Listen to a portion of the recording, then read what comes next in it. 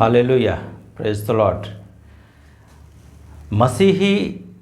मसीही जीवन में जो दूसरी बात है हमें जानने की आवश्यकता है, क्या पानी का बपतिस्मा लेना आवश्यक है? क्या पानी का बपतिस्मा आवश्यक है?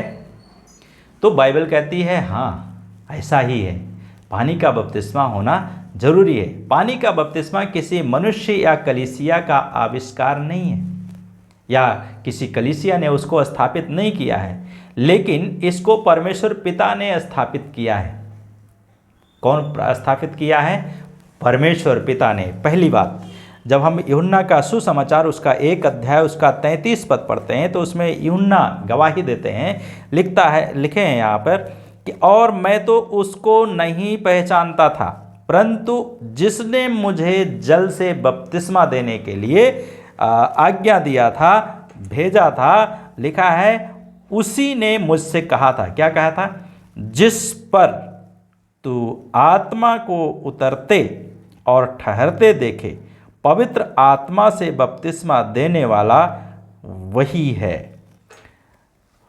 और लिखा है और मैंने देखा और गवाही दी कि यही परमेश्वर का पुत्र है। यीशु के बारे में यूहन्ना ये गवाही देता है कि बपतिस्मा को परमेश्वर पिता ने ठहराया है और उसने ये चिन्ह दिया था। क्या चिन्ह दिया था? तुम परमेश्वर के आत्मा को कबूतर के समान जब वो आएगा उसके ऊपर उतरते हुए देखोगे। तो ये बपतिस्मा जो है परमेश्वर पिता की ओर से नियुक्त किया गया है। और दूसरी बात है, परमेश्वर का पुत्र ने इसकी आज्ञा दी। जब मत्ती की किताब हम उसका 28 अध्याय और उसका 19 पद पढ़ते हैं तो वहां पे प्रभु यीशु मसीह कहते हैं कि इसलिए जाओ और सब जातियों के लोगों को क्या करो? चेला बनाओ। और उसके बाद में उन्हें पिता, पुत्र और पवित्र आत्मा के नाम से क्या करो? बपतिस्मा दो। याद रखिए, पिता, पुत्र और पवित्र आत्मा के नाम से बपतिस्मा देने के लिए प्रभु यीशु मसीह ने आज्ञा दी। परमेश्वर पिता ने बपतिस्मा को नियुक्त किया, पुत्र ने आज्ञा दिया। इसलिए बपतिस्मा किसी कलीसिया का एक तरफा नहीं है, ये पिता की ओर से ठहराया गया और पुत्र की ओर से आज्ञा दिया गया है। इसलिए हमें उसका पालन करने की आवश्यकता है। और प्रेरितों ने पवित्र आत्मा से प्रेरणा पाकर इसकी क्या किया? उन्होंने शिक्षा दी, लोगों को शिक्षा दिया। जब लोगों को शिक्षा दिया, पतरस ने जब प्रचार करना शुरू किया, ओ यीशु है जो हमारे पाप के लिए मारा गया, गाड़ा गया और तीसरे दिन मृतकों में से जी उठा। और तब उन्होंने क्या किया? कहते हैं हम उद्धार पाने के लिए क्या करें? और तब पतरस वहाँ पर उत्तर देते हैं। प्रेरितों के काम उसका 2 अध्याय और उसका 38 पद में उन्होंने कहा, पतरस ने उनसे कहा, मन फिराओ और यीशु मसीह के नाम से तुम में से प्रत्येक बपतिस्मा ले कि तुम्हारे पापों की क्षमा हो और तुम पवित्र आत्मा का वरदान पाओगे। पतरस ने कहा तुम में से हर एक व्यक्ति क्या करे? पहले मन फिराए और यीशु के नाम से बपतिस्मा ले। पुत्र ने क्या आज्ञा दिया था? पिता, पुत्र और पवित्र आत्मा के नाम से बपतिस्मा दे। यहां पे पतरस प्रचार कर रहे हैं तुम में से हर एक मन फिराए और यीशु मसीह के नाम से बपतिस्मा ले तो तुम क्या करोगे? आत्मा का वरदान पाओगे, आत्मा का दान पाओगे। और उन्होंने क्या किया? मन को फिराया, वचन को सुना। वचन को सुन करके हमें भी मन फिराना है और परमेश्वर के द्वारा की आज्ञा का पालन हमें करने की आवश्यकता है। तो यदि आपने किया है, निश्चय जानिए कि आप एक मसीही व्यक्ति हैं और आप बपतिस्मा लेना जो है एक परमेश्वर की आज्ञा है और जिसको परमेश्वर पिता ने नियुक्त किया है। प्रारंभिक कलीसिया इसका निरंतर पालन करती आई है। जब हम 2 अध्याय का 41 पद पढ़ते हैं तो लिखा आता है जिन लोगों ने उसका वचन सुना पतरस ने जो सुनाया, परमेश्वर का वचन को सुना और ग्रहण किया, उन्होंने बपतिस्मा लिया और उसी दिन क्या हो गया, 3000 लोगों ने यीशु मसीह के पास में आए। तो परमेश्वर के काम को कोई रोक नहीं सकता है। परमेश्वर का काम परमेश्वर अपने तरीके से करता है, मनुष्य अपने तरीके से करने की कोशिश करता है। प्रेरितों के काम में ही 8 अध्याय का जब 12 पद में हम लोग पढ़ते हैं तो वहाँ पर एक शमौन व्यक्ति है जो जादूगर था, अपनी तंत्र मंत्र विद्या से लोगों को भरमाता था। लेकिन जब यीशु के पास में आया, यीशु के वचन को सुना उसने, तो यीशु के वचन को सुनने के बाद में क्या किया, उसने विश्वास किया। विश्वास करने के कारण क्या किया, उसने बपतिस्मा लिया। तो यहाँ पे लिखा है 8 अध्याय उसका 12 पद में लिखा है, परंतु जब उन्होंने फिलिप्पुस का विश्वास किया। किसका विश्वास किया? फिलिप्पुस का विश्वास किया, यीशु मसीह का नहीं। तो यहाँ पे लिखा फिलिप्पुस का विश्वास किया, जो परमेश्वर के राज्य का सुसमाचार और यीशु के नाम का प्रचार करता था, तो क्या पुरुष क्या स्त्री सब बपतिस्मा लेने लगे। हमें और आपको भी परमेश्वर के राज्य का सुसमाचार सुनाना है, और जब हम परमेश्वर के राज्य का सुसमाचार सुनाते हैं तो लोग परमेश्वर के ऊपर विश्वास करते हैं, और परमेश्वर के ऊपर विश्वास करके क्या करते हैं, बपतिस्मा को लेते हैं, तब वो उद्धार को प्राप्त करते हैं। 9 अध्याय उसका 18 पद में जब हम साउल के बारे में पढ़ते हैं, साउल जब वो अंधा हो गया, घोड़े पर से गिर गया और 3 दिन ना कुछ खाया ना पिया, ना उसने देखा, कुछ नहीं देखा, सुना लेकिन देखा नहीं, अंधा हो गया था।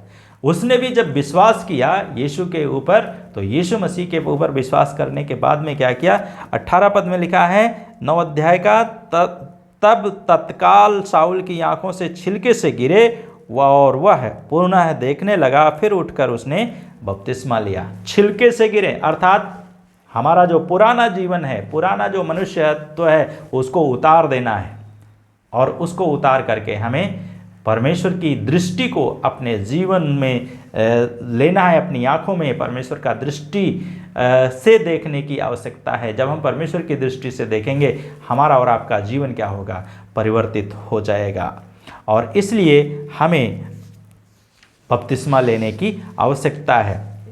एक और व्यक्ति है जिसने प्रेरितों के काम 10 अध्याय उसका 47 पद को जब हम लोग पढ़ते हैं तो उसमें लिखा है, जब वो लोग परमेश्वर के वचन को सुन रहे थे, अन्य अन्य भाषाएं बोल रहे थे, तो वहाँ पे लिखा है, क्या कोई जल की रोक कर सकता है कि ये लोग जिन्होंने हमारे समान पवित्र आत्मा पाया है बपतिस्मा ना पाए।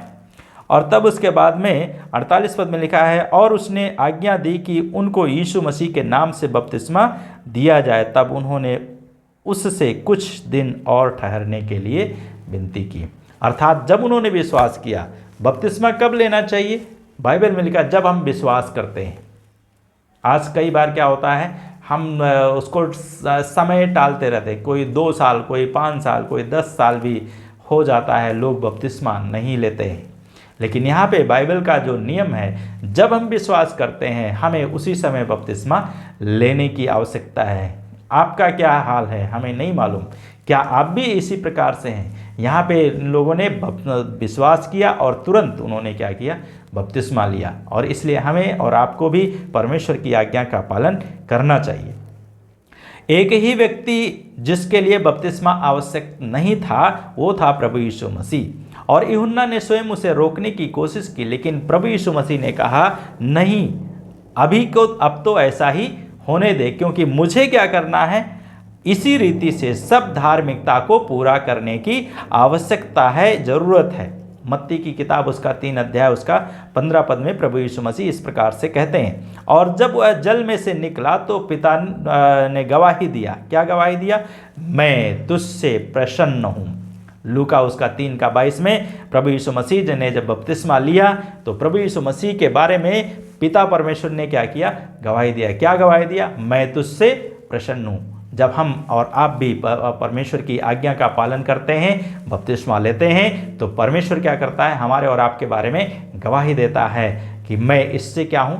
प्रसन्न हूँ। क्यों प्रसन्न हूँ? क्योंकि इसने मेरी आज्ञा का पालन किया है। अतः बपतिस्मा आज्ञाकारिता का क्या है? एक काम है और हमें उसे करना है। आत्मिक अनुभव बपतिस्मा का स्थान नहीं ले सकता है। कुरनेलियुस की प्रार्थना सुनी गई और उसके दान को याद किया गया परमेश्वर के सिंहासन के सामने, और उसका आत्मा में बपतिस्मा भी हुआ और वो अन्य अन्य भाषा भी बोला, लेकिन पतरस ने आज्ञा दी और उसे बपतिस्मा दिया गया और उसने बपतिस्मा को लिया। जब हम लोग यहाँ से पढ़ते हैं प्रेरितों के काम 10 अध्याय उसका 45 पद से, तो यहाँ पे लिखा है 44 से पढ़ें तो इस प्रकार से लिखा है, तब पतरस यह वचन कह ही रहा था, तभी वचन के सुनने वालों पर पवित्र आत्मा उतर आया और जितने खतना किए हुए विश्वासी पतरस के साथ आए हुए थे सब विस्मित हुए कि पवित्र आत्मा का दान गैर यहूदियों पर भी उंडेला गया है, क्योंकि वे उन्हें भिन्न भिन्न भाषाएं बोलते और परमेश्वर की बड़ाई करते हुए सुन रहे थे। तब पतरस ने कहा, क्या कोई जल की रोक कर सकता है कि ये लोग जिन्होंने हमारे ही समान क्या किया है, पवित्र आत्मा पाया है, बपतिस्मा ना पाएं। और इसके बाद में तब उन्होंने क्या किया, आज्ञा दिया और यीशु मसीह के नाम से उन्होंने सब बपतिस्मा लिया, उसने पूरे घराने समेत, और उन्होंने उससे और दिन रहने के लिए आग्रह भी किया। हमें और आपको भी बपतिस्मा लेना आवश्यक है। चौथी बात है, बपतिस्मा भीतरी मनुष्यत्व का बाहरी प्रकटीकरण है और ये हमारे प्रभु के साथ में हमारा मृत्यु होता है, हम गाड़े जाते हैं और उसके बाद में हम पुनरुत्थान की गवाही देते हैं, जीवित होने की गवाही को देते हैं। रोमियो की किताब उसका 6 अध्याय और उसका 3 से 6 पद में इस प्रकार से लिखा है कि क्या तुम नहीं जानते कि हम सब जो बपतिस्मा के द्वारा यीशु मसीह के साथ एक हुए, बपतिस्मा द्वारा उसकी मृत्यु में भी सहभागी हुए, इसलिए हम बपतिस्मा द्वारा उसकी मृत्यु में सहभागी होकर उसके साथ गाड़े गए। जब हम बपतिस्मा लेते हैं यीशु मसीह के साथ में हम गाड़े जाते हैं और पानी में, और उसके बाद में लिखा है जिससे कि पिता की महिमा के द्वारा जैसे मसीह जिलाया गया था वैसे ही हम भी जीवन की नई चाल चलें। और प्रभु यीशु मसीह के साथ में जब हम पानी में से बाहर निकलते हैं तो हम पुनरुत्थान का जीवन व्यतीत करते हैं, अर्थात जीवित हो जाते हैं नया जीवन जीने के लिए। तब 5 पद में लिखा है, क्योंकि यदि हम उसके साथ उसकी मृत्यु की समानता में एक हो गए हैं तो निश्चय ही उसके जी उठने की समानता में भी एक हो जाएंगे।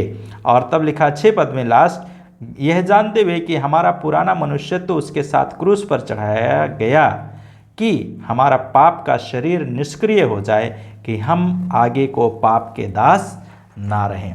हम पाप के दास ना रहें, इसलिए हमें बपतिस्मा लेने की ज़रूरत है। इसे मात्र एक कर्मकांड नहीं माना जा सकता है या नहीं मानना चाहिए, परंतु शुद्ध विवेक से परमेश्वर के बस में हो जाने का अर्थ है। बपतिस्मा जब हम लेते हैं तो शुद्ध विवेक से हम परमेश्वर के बस में हो जाते हैं। 5वीं बात, पहला पतरस उसका 3 अध्याय और उसका 21 पद में इस प्रकार से लिखा है। यहाँ पे लिखा है कि यह पूर्व संकेत बपतिस्मा का है जिसका अर्थ शरीर की गंदगी दूर करना नहीं है। कई बार क्या करते हैं हम लोग, नहाते हैं तो शरीर की गंदगी को साफ करने के लिए नहाते हैं, लेकिन बपतिस्मा क्या है, परंतु बपतिस्मा जो है शुद्ध विवेक से परमेश्वर के अधीन होना है। अब तो बपतिस्मा तुम्हें यीशु मसीह के पुनरुत्थान द्वारा चलाता है। कैसे चलाता है? यीशु मसीह के पुनरुत्थान के द्वारा हमें और आपको चलाता है। तो बपतिस्मा जो है हमें शुद्ध करता है और हमारे जीवन को शुद्ध करके परमेश्वर के साथ में हमें और आपको चलाता है। 6ठी बात है, बपतिस्मा कब लेना चाहिए। कई बार हम सोचते हैं हमें बपतिस्मा कब लेना चाहिए। तो यीशु मसीह को व्यक्तिगत उद्धारकर्ता स्वीकार करने के पश्चात तुरंत ही हमें क्या करना चाहिए, बपतिस्मा ले लेना चाहिए। हमें उसका इंतज़ार नहीं करना चाहिए कि अगले साल, 2 साल, 6 महीने, इस प्रकार से हमें टालने की आवश्यकता नहीं है। पिन्तेकुस्त के दिन में जिन 3000 यहूदियों ने ये मसीह को ग्रहण किया, उन सभी ने उसी दिन बपतिस्मा लिया था जब यीशु मसीह को उन्होंने स्वीकार किया। जब हम लोग प्रेरितों के काम 2 का 41 में अभी हमने पढ़ा, क्या कि पढ़ा हमने, जिन्होंने मन को फिराया था, जिनका हृदय परमेश्वर के वचन के प्रति लालायित हो गया था, परमेश्वर के वचन से कायर हो गया था, और वे अपने आत्मा में ग्लानि कर रहे थे, पापों से पश्चाताप करके उन्होंने क्या किया, बपतिस्मा को लिया उसी दिन। और उसके बाद में फिलिप्पी का जो दरोगा था, जब उसने यीशु मसीह पर विश्वास किया तो उसी दिन उसने बपतिस्मा लिया, उसके इंतजार नहीं किया।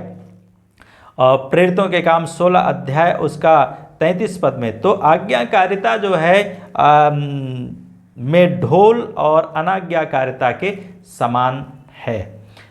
इसलिए हमें परमेश्वर की आज्ञा का पालन करना चाहिए और पालन करने की आवश्यकता हमें है।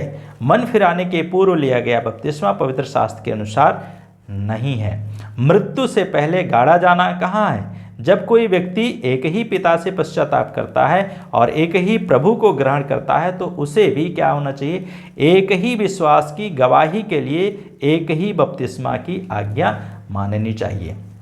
सातवीं और अंतिम बात है, एक ही विश्वास की गवाही के लिए एक ही बपतिस्मा की आज्ञा माननी चाहिए। इफिसियों की किताब उसका 4 अध्याय और उसके 5 पद में परमेश्वर का वचन हमें इस प्रकार से बताता है।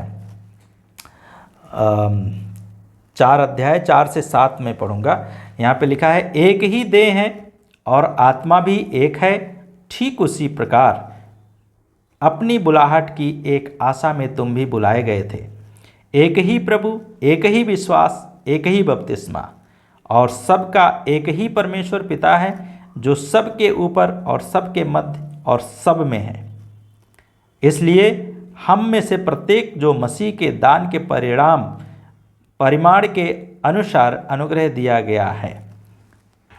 तो हमें क्या करना है? बपतिस्मा लेना है। कब लेना है? एक ही बपतिस्मा लेना है।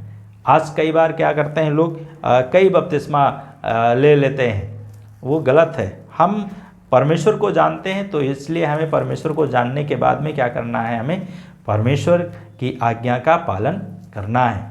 तो इसलिए एक मसीही जीवन में क्या पानी का बपतिस्मा लेना आवश्यक है?